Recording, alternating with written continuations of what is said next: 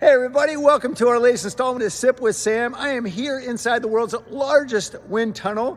You guessed it, Moffett Field, the Ames Research Facility, and those are some very large fans behind me. I'm proud to have many great fans. Okay, no more dad jokes, I promise. So here we are outside the Ames Research Center, where 69 probationary NASA employees, these are employees who have been hired over the last year and they're not yet past their probationary period, they're all facing layoffs as a result of announcements that have been made through recent executive orders. This is one small example of the impacts obviously on the federal workforce throughout the country, but these employees are some of our best and brightest young people who are committed to doing scientific research with really impactful applications to the civilian side as well as our defense side, not to mention space exploration.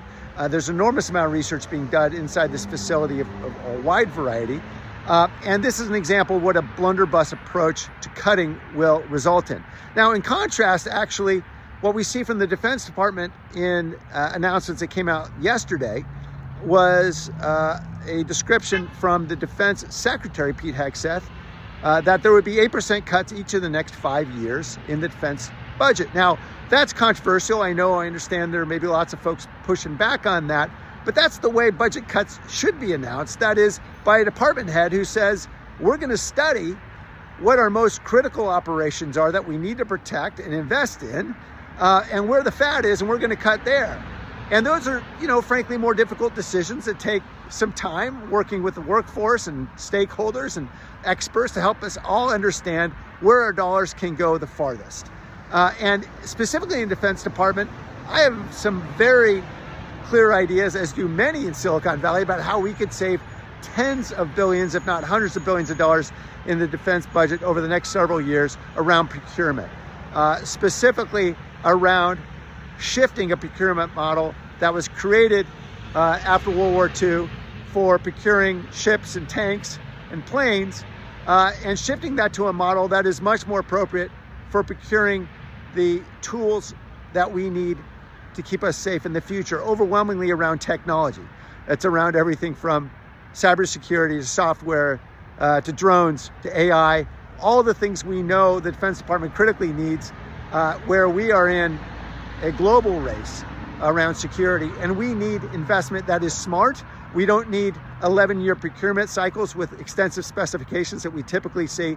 We don't need prime contractors who have huge markups. I'll give you a quick example, a conversation I had with a software developer here in the Valley. He said he does not even deal with the Defense Department. They're so difficult to sell to. Instead, he sells to a prime, in this case, a prime contractor, Raytheon. There are about 5 of these that typically, Lockheed, Raytheon, Boeing, you've heard of all of these, that typically will buy the technology and then resell it to the Defense Department at a huge markup to the taxpayer, in this case 4 to 5 times what this software company would have sold the software for if it had been purchased directly from the Defense Department. We've got a very antiquated procurement system. It is costing us billions of dollars, and it is delivering inadequate technology to our fighting forces, or the women and men who are out there on the front lines. We can do much better, and we know how to do that here in Silicon Valley. The Defense Innovation Unit was created here in Silicon Valley in Mountain View. I've got a lot of ideas I discussed in the book that I put out in my campaign. We'll be talking about that more in the months and weeks ahead as we look for real cuts that we can make to a budget to ensure that we reduce this deficit for the future. Thanks. I look forward to talking to you again very soon.